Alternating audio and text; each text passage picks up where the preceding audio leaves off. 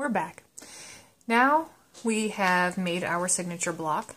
We have the ribbon reinforcing on the spine. What we're going to do on top of that, I guess I should say that the signature is also sewn together so that it's all one piece now.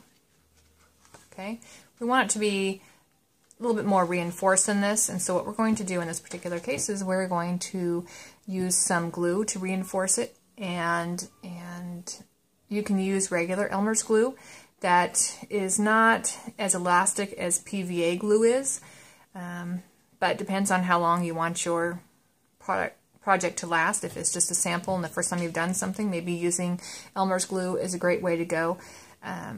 If you want something that's more archival quality and pH balanced and it's going to last a long time, I would use the PVA glue. One of the other things to add elasticity into the backing of the book would be to add starch, PVA starch, wheat starch. I actually use a little bit of wheat flour. I figure most of my books that I'm making are just for my own personal use and for some fun. So what I have here is a little container to put my PVA glue in, and this is the product, pH neutral PVA glue, professional quality. You can get it at your either online or at your local craft store. I'm just putting a little tiny bit in there. This is going to be enough for, well, I'll go ahead and put it in there. So that should be plenty for this project. Set that aside. Okay, and I have a bristle brush. I like this one. It has kind of stiff bristles, kind of gets down into things. It's not one of my good watercolor paint brushes. Don't really want to ruin your watercolor brushes with a bunch of elastic glue. So I'm going to put a little bit of the wheat flour in that I had mentioned, and I'm going to mix this up, and it should make a nice thick paste. You can see it's getting a little thicker there. I think I want that a little bit thicker than this.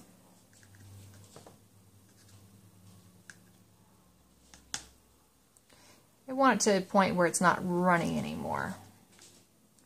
This is still runny.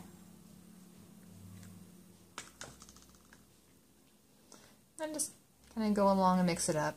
I'm sure out there online that there are some very exacting ways of mixing out and pouring the powder, and some very specific reasons for that. I think this is what I'm going to do. Let's just put in that little bit of wheat powder, wheat flour, and now I've got, it's not drippy anymore, it's not coming off my, you can see that? It's not drippy. I guess a little tiny bit of drippiness to it. Not bad. It's more like coming off in clumps. Alright, so now that we've got the glue made up, I'm going to go ahead and set up my signature block, or the page block now. And you can put this into a book press if you have one. What I found is relatively easy is I just take a couple of these larger binder clips and set my book up. It does a nice job of holding it up. I do one on both sides. Okay, and just do it so that I get a nice flat. My page block is sitting up properly. I want this to be a little bit tighter for my pages, so I'm going to go ahead and put on some smaller binder clips just to kind of keep it all nice and taut. You can see on this end it's a little bit tighter than on this end. I don't want my glue to slip down in between each of the different pages and get too much glue in there. Okay. Okay. So what I'm going to do now is make sure my ribbons are all nice and neat. I'm going to take a little bit of this glue and I'm going to just simply start to put it on. One of the things I like about this brush is it's able to get down into the different crevices, and I just glue it, just paint it on there. That little extra string, just tuck it down there into this. one of the things that this will do is it'll reinforce the spine so that when you go to open your book, there won't be little gaps to look through into the spine, into the cover. It will help to hold those pages individually in between the two different signatures together so that you're not, as I said, looking through them. Okay, and I'm just making sure I have a good coating on there. This is fine. I'm fine with that center parts. There. So what you'll want to do is take some time to allow this to dry, because waiting for dried glue to finish its process, it kind of take a little while for us. I'm not going to send you through that on this video, but what I'll do is I'll explain the next steps. Once this piece is dry, what I will do is I will set on one more layer of glue and this piece of cheesecloth, and I would just go ahead and put it on there. I would press it into the glue if there's any damp glue left, and then go ahead and put a little bit of glue over the top of that, and again wait for the second layer to dry, and then I would do a third layer. Okay. Now this is reinforcing. It's doing a good job of making the spine a little bit tighter, having something for it to hold on to. This will also help so in the next steps when we go to put the book casing on, it will help it to hold it all in place and attach to the book casing.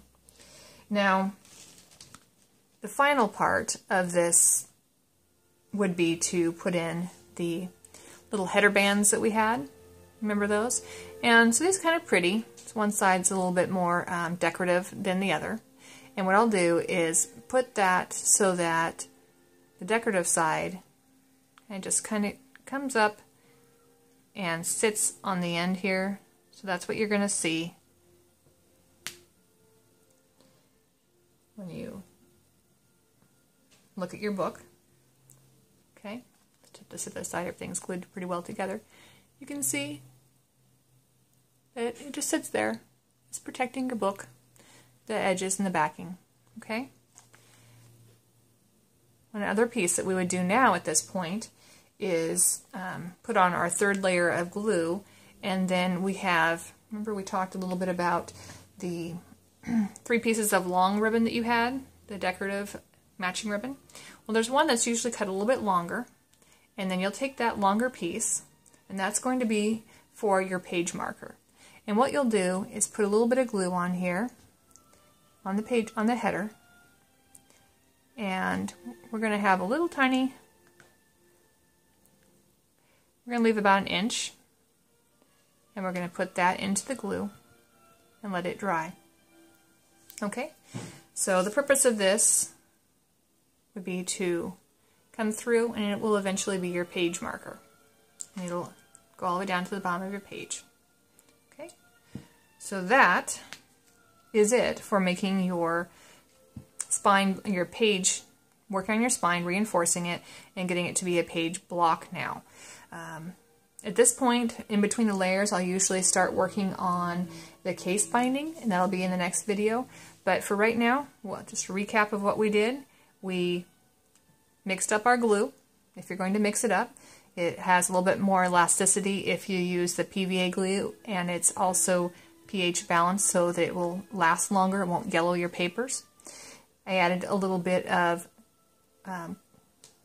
wheat flour in there, but wheat starch is what they actually call for, but you can get that at a bookbinder's shop if you have one locally, or if you can find things like this online. Amazon's great for all that sort of stuff.